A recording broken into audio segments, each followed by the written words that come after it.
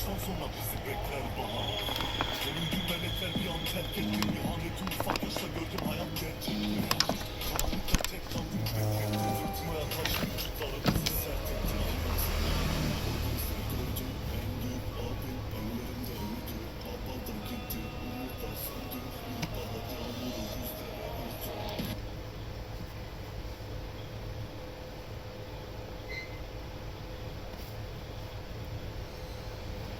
Halo semuanya, selamat datang kembali di channel Ruang Film, sebuah informasi untuk kalian penikmat konten spoiler.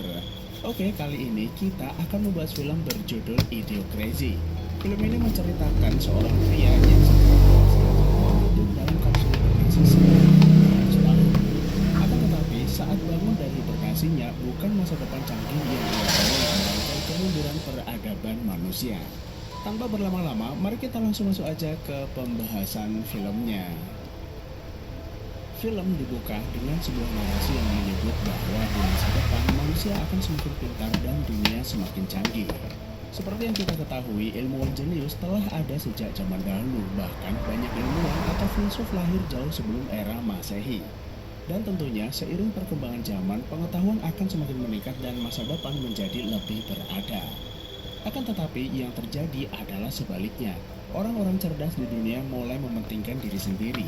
Bagi mereka, berkarir atau melakukan penelitian adalah prioritas. Sedangkan melanjutkan keturunan bukanlah hal utama.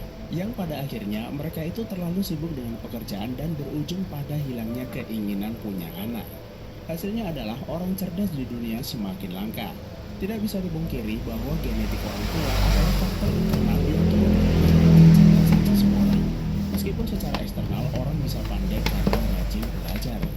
Di sisi lain, orang dengan IQ di bawah rata-rata tidak peduli dengan kemajuan zaman. Mereka menjalani hidup sesuka hati dan berkembang biak adalah kebanggaan. Bahkan sebagian dari mereka memiliki istri lebih dari satu yang berujung pada kesulitan ekonomi dan tidak memiliki masa depan yang baik. Parahnya, akibat dimanjakan dengan teknologi yang semakin canggih, orang menjadi semakin malas belajar. Para ilmuwan memperkirakan bahwa di masa depan akan terjadi krisis orang cerdas, karena pertumbuhan penduduk dengan IQ rendah berlangsung sangat cepat, sedangkan penduduk cerdas akan semakin berkurang. Sudah bisa dipastikan akan terjadi kemunduran peradaban akibat dunia dipenuhi dengan orang bodoh. Pemerintah melalui militer mencoba mencari solusi atas krisis tersebut.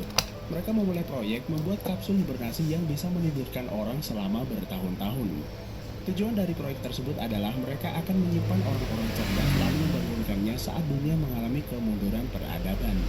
Dan harapannya mereka bisa menyelamatkan dunia. Namun mereka akan melakukan uji coba terlebih dahulu dengan menidurkan orang selama 1 tahun penuh dalam kapsul hibernasi tersebut. Seorang jenderal bernama Colin sudah menentukan 2 orang yang akan menjalani eksperimen tersebut. Yang pertama adalah seorang kopral bernama Joy. Alasannya karena dia belum berkeluarga, sudah tidak memiliki orang tua, dan yang terpenting Joy memiliki IQ rata-rata atau biasa-biasa saja. Jadi kalau alat itu gagal, mereka tidak rugi-rugi amat kehilangannya. Yang kedua adalah seorang wanita anggota geng kriminal bernama Rita. Jenderal berhasil membujuk ketua geng untuk meminjamkan Rita setahun penuh dengan syarat penghapusan catatan kriminal dan sedikit bayaran. Singkat cerita, mereka berdua dibawa ke laboratorium dan proyek uji coba hibernasi manusia pun dimulai. Wow, that's great. It's kind of crazy, huh?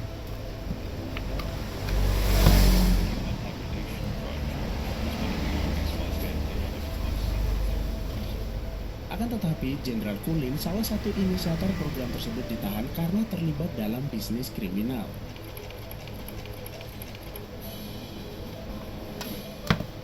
Akibat skandal tersebut, proyek hibernasi manusia terbengkalai. Bahkan belum ada setahun proyek itu berjalan, mereka membongkar laboratoriumnya.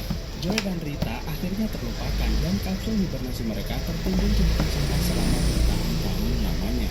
Namun nasib mereka berdua ternyata masih jauh lebih baik daripada nasib manusia di seluruh dunia. Manusia menjadi semakin bodoh pada tingkat yang paling mengkhawatirkan. Sebagian menaruh harapan pada proyek rekayasa genetika yang bisa menyelamatkan kecerdasan. Akan tetapi, para ilmuwan malah sibuk mencari cara mengatasi rambut rontok dan masalah ejakulasi dini. Sementara, tahun demi tahun, abad berganti abad, terjadi ledakan populasi orang bodoh di seluruh dunia. Sampai akhirnya 500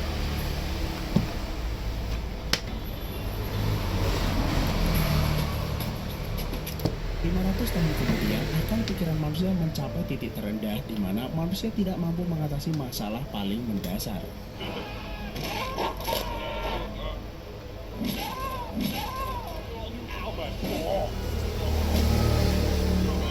Salah satu contohnya adalah sampah. Mereka tidak tahu harus melakukan apa terhadap sampah-sampah yang menggunung tersebut. Hingga akhirnya tumpukan sampah itu longsor di mana terdapat satu kapsul hibernasi meluncur ke bawah lalu menghantam sebuah rumah. Dan akibat hantaman tersebut, kapsul itu terbuka dan Joy yang ada di dalamnya terbangun. Lalu Joy bertanya pada Frito, lelaki yang ada di dalam itu. Dan akibat hantaman tersebut, kapsul itu terbuka dan Joy yang ada di dalamnya terbangun. Lalu Joy bertanya pada Frito, lelaki yang ada di dalam rumah tersebut. Ia ada di mana dan apa yang sedang terjadi padanya. Tapi bukannya membantu, Frito malah melempar Joy keluar karena mengganggunya nonton televisi.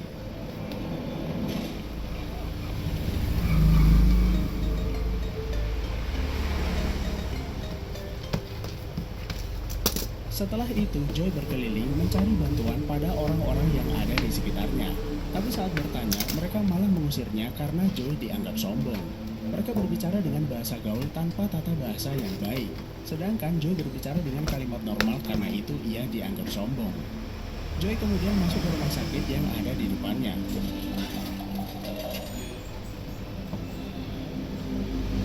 Saat didaftar, petugas wanita itu malah pelongo-pelongo. Lalu menekan tombol pelayanan konsultasi dan meminta Joy pergi ke sana. Nah, saat Joy ingin minum dari sebuah keran, bukan air mineral yang keluar, melainkan minuman berenergi. Lalu ia bertanya di mana bisa menemukan air mineral. Orang yang ditanya malah menertawakannya. Air mineral hanya digunakan untuk cebok dan bukan untuk diminum. Setelah itu, ia masuk ke ruang konsultasi. Ia ditemui seorang dokter bernama Lexus, namun pria yang menemuinya tidak terlihat seperti dokter, tapi lebih terlihat mirip seorang pengamen jalanan. Joy berkata, ia merasa ada yang tidak beres di kota ini. Sejak tadi, ia melihat banyak kejadian aneh. Mungkin itu pengaruh obat yang diberikan pihak militer dan ia meminta dokter mengantarnya ke pangkalan militer terdekat. Lalu dokter itu berkata, sebenarnya Joy lah yang aneh. Tata bahasa yang ia gunakan sangat primitif dan terbelakang. Orang-orang sudah tidak menggunakan tata bahasa yang ia pakai, melainkan menggunakan bahasa gaul sehari-hari. This many dollars. This thing has the same listprint as that mine. Setelah itu, Joy diberi tagihan layanan konsultasi sebesar 5 miliar dolar. Dokter itu meminta Joy menggunakan tato pengenal yang ada di tangannya untuk menandatangani tagihan. Saat melihat tagihan tersebut, Joy melihat kalau saat ini adalah bulan Maret tahun 2505, yang artinya saat ini adalah 500 tahun di masa depan. Lalu dokter itu bertanya, kenapa di tangannya tidak terdapat tato pengenal. Joy tidak memperdulikannya, lalu membuka jendela, dan ia pun sangat terkejut melihat dunia di ambang kehancuran. Joy akhirnya menyadari kalau selama ini ia sudah tidur selama 500 tahun di mana kemunduran peradaban yang dialami para ilmuwan benar-benar terjadi. Orang-orang menjadi sangat bodoh dan terbelakang. Karena Joy tidak memiliki tato pengenal, dokter itu menyalakan alarm. Karena panik, Joy kabur keluar rumah sakit. Sampai di luar, Joy masih tidak percaya kalau ia berada di tahun 2505. Dunia terlihat sangat kacau, terjadi krisis ekonomi dan peradaban mengalami kemunduran. Malam harinya, saat lagi jalan-jalan, Joy dikepung polisi karena ia tidak memiliki tato pengenal. Joy dianggap ilegal dan melanggar hukum. Karena itu, ia dimasukkan ke dalam penjara. Dan tak butuh waktu lama, persidangan Joy pun langsung digelar. Namun, persidangan itu malah seperti pertunjukan opera. Joy melihat betapa terbelakangnya orang-orang di masa depan. You're my lawyer? Untungnya, Joy itu mendapatkan pengacara yang ternyata adalah Frito. Tapi bukannya membantu, Frito malah semakin membuat Joy dalam kesulitan. Rob the hospital? Your Honor, that this guy also broke my apartment. Joy adalah orang yang merusak dinding rumahnya. Ia keberatan jika hakim tidak menghukumnya, bahkan Frito meminta ganti rugi. Orang-orang pun menyorakinya seolah persidangan itu adalah sebuah pertunjukan. Sementara di tempat lain, Rita juga sudah terbangun dari hibernasinya. Ia tuh sangat heran kenapa banyak sekali orang bodoh di sekitarnya. Sebagai seorang mantan kriminal, mendapatkan pekerjaan bagus di tengah orang-orang bodoh adalah hal yang mudah. Namun Rita masih belum menyadari kalau ia bangun 500 tahun di masa depan. That's good. What the? God damn, shit's changed in a year. Lalu di lapas, Joy diberi nama pengenal. You have entered the name Not Sure. Dan sebelum dipenjara, Joy wajib mengikuti tes IQ untuk mengenali sifat dasarnya. Dan tentu saja, tes tersebut sangat mudah bagi Joy karena standar tes IQ di bawah rata-rata. Dan lucunya, orang-orang bodoh di sekitarnya tidak mau dicontek dan mengatakan kalau Joy adalah orang bodoh. Setelah beberapa hari di penjara, orang-orang bodoh di sekitarnya tidak mau dicontek dan mengatakan kalau Joy adalah orang bodoh. Setelah beberapa hari di penjara, Joy berencana melarikan diri. Petugas-petugas itu pun dengan mudah dikelabuhi saking bodohnya. Lalu Joy pergi ke rumah Frito. Ia menganggap Frito melanggar profesinya sebagai pengacara. Bukannya membantu, tapi malah ikut menyalahkan dan ia bisa dihukum karena perbuatannya. Frito ketakutan dan tidak berani membantah. Lalu Joy memintanya memberitahu apakah tahun 2505 ini ada mesin waktu. Ia sudah tidur selama 500 tahun dan seharusnya ada mesin semacam itu. Lalu Frito memberitahu mesin itu memang ada tapi harganya 20 miliar dolar. Joy tidak mempermasalahkannya. Jika ia bisa pergi ke tahun 2005, ia akan membukakan tabungan deposito atas nama Frito. Dan mungkin di masa ini tabungan itu akan menjadi 30 miliar. 30 kurangi 20 adalah 80 miliar dolar. Dengan uang sebanyak itu, Frito bisa membeli apapun yang ia inginkan. Saking blow-on-nya, Frito percaya perkataan Joy dan akan membantunya. Namun sialnya, polisi berhasil melacak jejak Joy di rumah ini. Setiap sudut kota memiliki kamera. Kamera tersebut memindai tato di tangannya yang membuat polisi mudah menemukannya. Mereka pun segera kabur keluar lewat jendela yang belum sempat diperbaiki. Lalu di pinggir jalan, tanpa sengaja Joy melihat Rita dan memintanya ikut bersamanya. Joy memberitahu bahwa mereka sudah tidur selama 500 tahun. Itulah kenapa dunia ini benar-benar berantakan karena dipenuhi orang-orang terbelakang. Akan tetapi sebelum sampai tujuan, polisi berhasil melacak kendaraan yang mereka tumpangi lalu mematikan baterainya. Mereka pun terpaksa melanjutkan perjalanan dengan berjalan kaki. Kalanya setelah itu, pasukan anti huru-hara mengerubungi lalu menghancurkan kendaraan yang mereka tumpangi.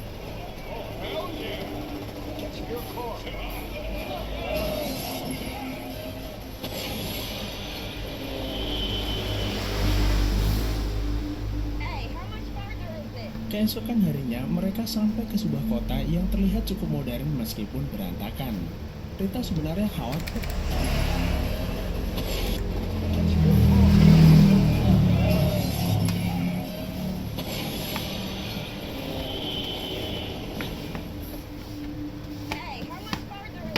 Keesokan harinya, mereka sampai ke sebuah kota yang terlihat cukup modern meskipun berantakan. Rita sebenarnya khawatir karena sudah lama ia tidak pulang. Dan upgrade yang merupakan ketua gengnya pasti akan membunuhnya. Lalu Joy berkata, mungkin saat ini upgrade sudah tiada. Kenapa ia tidak memikirkan dirinya sendiri daripada terus-terusan memikirkan seseorang yang malah merugikannya.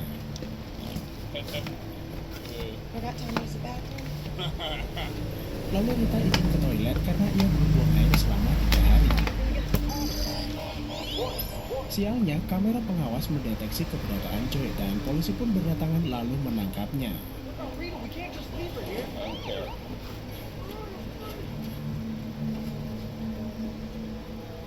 Namun, Joy tidak dibawa ke penjara melainkan ke Gedung Putih. Hasil tes IQ miliknya sangat sempurna, menjadikannya sebagai manusia terpintar di planet bumi, serta menarik perhatian level tertinggi di pemerintahan. Para menteri yang terlihat seperti para pegundal itu berkata kepintaran Joy melebihi Presiden Amerika saat ini yaitu Camacho. Joy bisa dengan mudah mendapatkan jabatan di pemerintahan. Misalnya Brandon, dia ditunjuk menjadi Menteri Kominfo karena berhasil memecahkan rekor korupsi sebesar 8.000 triliun dolar. Camacho sangat menyukainya karena Brandon membiayai kampanyenya. Sedangkan Denny, dia adalah Menteri Sosial mantan koruptor dana bansos yang ikut membiayai kampanye Camacho. Intinya sih kepintarannya bisa dimanfaatkan untuk melakukan banyak hal. Lalu Joy diperkenalkan presiden yaitu Camacho, tapi dia tidak terlihat seperti pejabat pada umumnya, melainkan lebih terlihat seperti tukang jagal. Malam harinya, Presiden Camacho mengadakan pertemuan penting dengan anggota DPR. Baru juga memulai pidatonya, anggota dewan yang tentunya terbelakang itu melakukan protes. Mereka tidak menyukai kebijakan pemerintahan. Mereka menyebut Presiden Camacho sangat bodoh karena tidak mampu mengatasi krisis dunia. That's what I thought. Shit. I know she's bad. Lalu Presiden Camacho berkata bahwa dia telah menemukan solusi baru, yaitu seorang pria bernama Joy. Dia adalah manusia terpintar di planet bumi dan membawa harapan baru untuk umat manusia. Masalah utama dunia saat ini adalah matinya tanaman, udara kotor, dan ekonomi. Tidak ada tanaman, artinya dunia akan kelaparan. Sebagai presiden, ia berjanji Joy akan menemukan jalan keluarnya. Dan seperti kebanyakan pejabat pada umumnya, mereka akan mengobrol janji meskipun belum memikirkan apa yang akan dilakukan terhadap janjinya tersebut. Dan saat itu juga, Presiden Camacho menunjuk Joy sebagai menteri segalanya. Jika Joy tidak bisa menjalankan tugasnya dengan baik, maka ia akan menghajarnya.